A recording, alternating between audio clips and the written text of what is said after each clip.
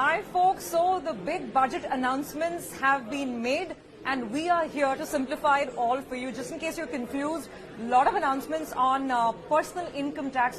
Finally, how many years of wait? I think 7 years or more. Yes. We've not had any kind of lowering or reduction. This time, not an out-and-out lowering, but I think a fair amount of changes that we need to talk about.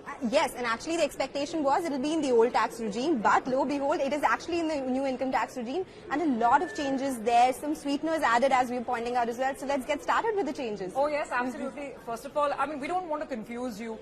Let's start with the basics. Yeah. This old and new business. So basically, if you remember, just a couple of years back, the government had introduced what is called the concessional income tax regime. At that point, it was a new tax regime. Even today, we are referring to it as the new tax regime, okay? So this concessional income tax regime had a lot of slabs. It had up to 7 slabs. The big sort of issue was that not too many people had switched over to that regime. Why? Because the calculations showed that it was perhaps only good for people in the slightly lower income brackets. It did not offer you any exemptions or deductions, so not too many people switched over. Today, the government has decided to add some sweeteners, hoping that more of us now opt for the new regime. Yes, so the first thing is it has become the default tax regime, right? Very important one. It's the default tax regime. So of course you can go ahead and opt for the older one where concessions will be available, but this continues to be the default from 2023-2024. That's the financial year. So that's the big takeaway. And of course they've changed the tax rates here as well. The biggest one being that the rebate that you actually have in any taxation regime, that has been increased to 7 lakh versus 5 lakh rupees earlier. So of course it means if you have an income till 7 lakh rupees, you will enjoy the rebate on the taxation that you'll pay here. For old regime, that is with concession, it's just still at 5 lakh rupees as well. Okay, I'm again going to dial back and slow it down even further.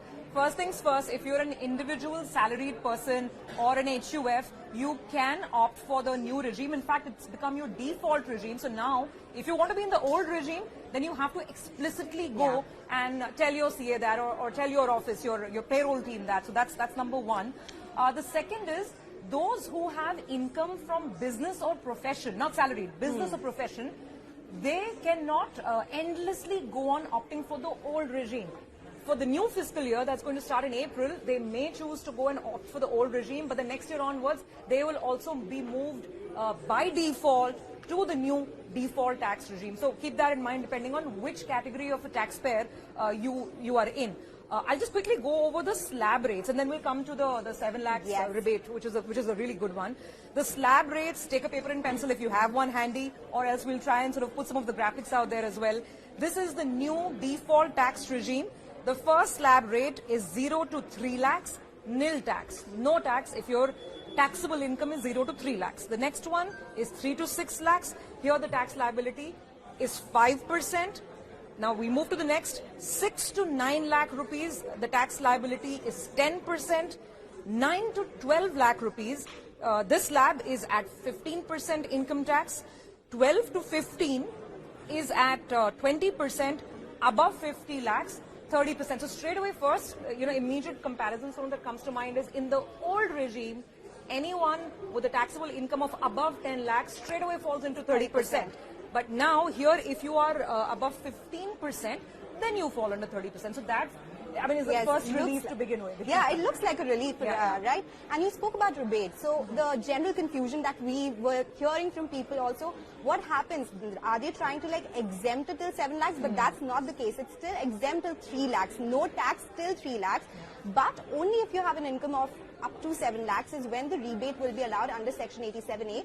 That means the taxes as per the calculated slab rates, that will be given back to you. That is something that will be allowed as a deduction from the gross taxable rate as well.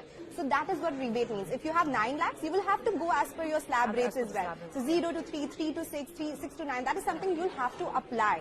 So only till 7 lakhs is this rebate available. But it's important because it's been increased from 5 to 7. And in the old regime, it's still at 5 lakhs. So it continues to show that there is focus on the new tax regime more, so that people actually go ahead and opt for it, which was not happening earlier.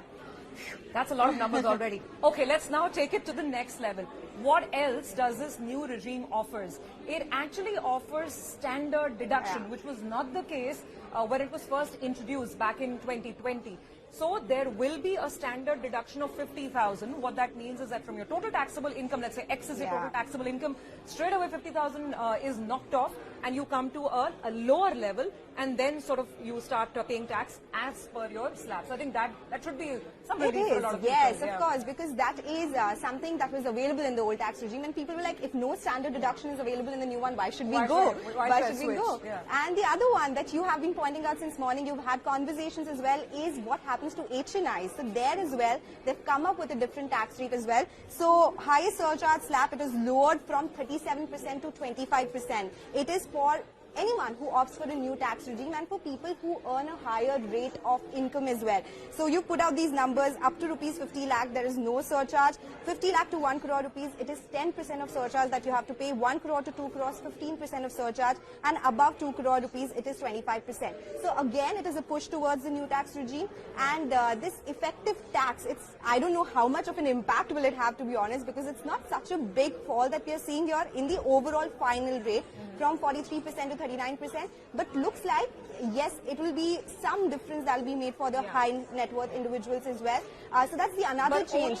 But only if these super rich people, they switch to the new Yes, tax of regime. course, it If will. the super rich want to remain in the old regime, they still have to pay the higher surcharge rate. If they choose to switch, do away with the additional deductions, exemptions, then there is some softening of the surcharge, and they come down to now the maximum marginal tax rate comes at 39%. So that's as far as the super rich. It doesn't impact me. I don't know who we're talking about. Not, but I'm just talking about, will it make a big impact, so to say, is something that we have to see, right? Will they actually switch from the older regime to the newer regime? Yeah, absolutely. So if you look out for that. Okay, guys. Now, one more important thing that you must keep in mind is property. Yeah. Again, not likely to impact too many people in the Aam Aadmi, the middle class of India, but we should really put this out. Now, till now, if you were selling a residential property and reinvesting those gains in another property, you could save on what is called capital gains tax. Now, the relief has been capped at 10 crore rupees. So, you cannot be exempt above 10 crores from your capital gains liability if you are selling your big, fat, fancy house, which is fetching you like big, millions. So if we sell something for 50 crore rupees, makes a profit of 20 crore rupees. But now, since that capital gains is around 20 crore rupees, earlier you could have received that exemption, more exemption here, around 20 crore rupees if you invest that 50 crore rupees in some other property as well.